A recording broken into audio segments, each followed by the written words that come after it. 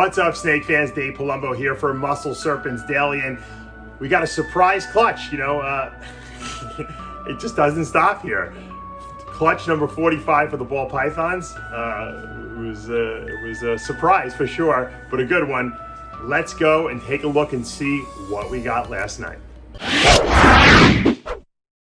I can't even believe it, but this is a huge surprise.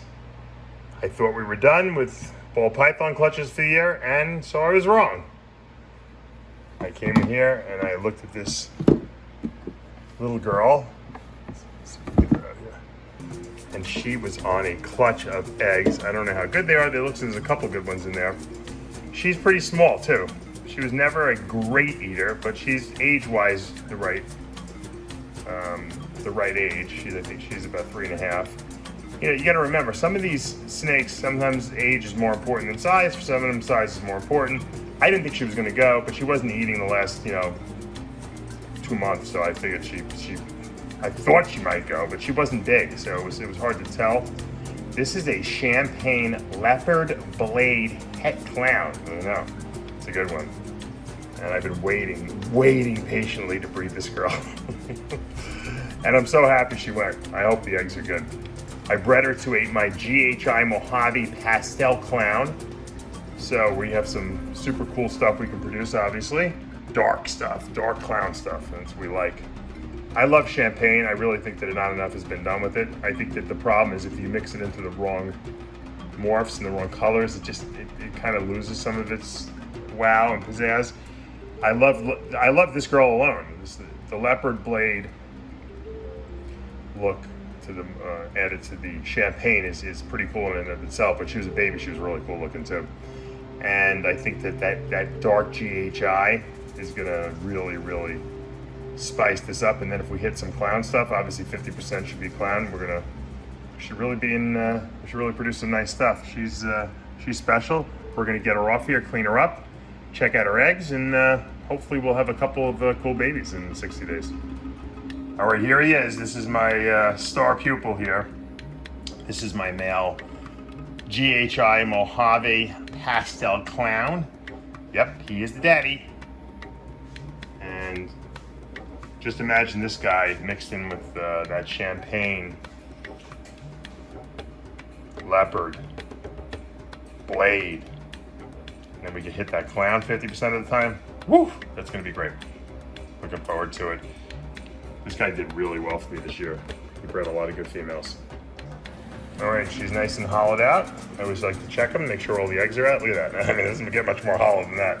This snake was not, you can see, this snake is not, look at my hand, I have big hands, but this snake is not a big snake. She's gonna hopefully be able to recover from this, and she'll start eating well after we get her in a new cage and we feed her. We got actually food coming tomorrow, so maybe she'll eat something.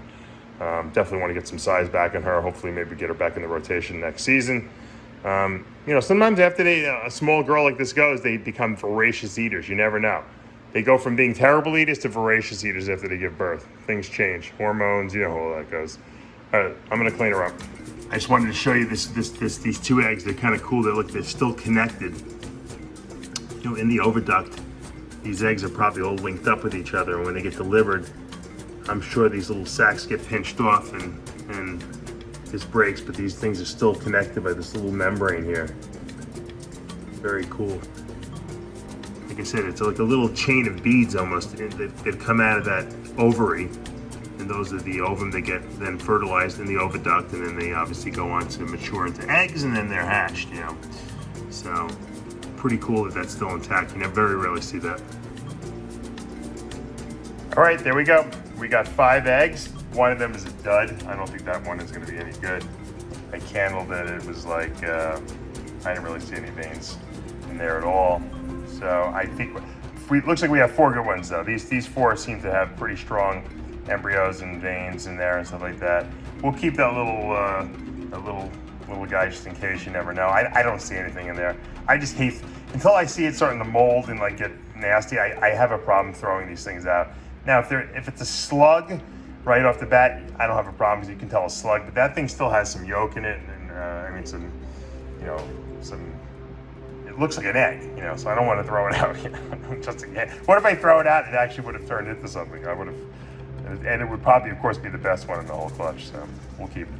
We'll see. Maybe everyone will say, "You see, it's a good thing you kept it." We'll know in 60 days, though. All right, guys, that's a little quick hit, but it was a surprise quick hit. I came into the snake room to kind of just make sure my baby carpets ate. Sometimes I got to like assist feed. They're a pain in the necks to get started. Once they go, though, they go. And we'll do another video on those, a little update on those probably next week sometime. I know a lot of people have been asking me about that Moonglow clutch that I produced. So we'll take a look at that next week. But when I was kind of leaving at the last minute, I always kind of just take a look and see the females that I think could possibly go, but that it probably weren't going to go because we're kind of at the end of the season here. Sure enough, the last tub I opened, there she was on a clutch of eggs. So that, I mean, it was a good surprise. I was obviously up till about 3:15 in the morning. I was here at the snake room. Didn't get back and get to sleep till almost 4 o'clock. But hey, that's what it takes. To be great at anything you do. You got to be willing to make those sacrifices, and you got to be willing to spend time at your craft. The more you immerse yourself in what you do, the better you are at it. And that goes with anything you do, whether it be for me, bodybuilding, starting my own nutrition company, having my own snake breeding business now. Anything that you're passionate about, whether it be playing video games or, building furniture or building snake racks for that matter.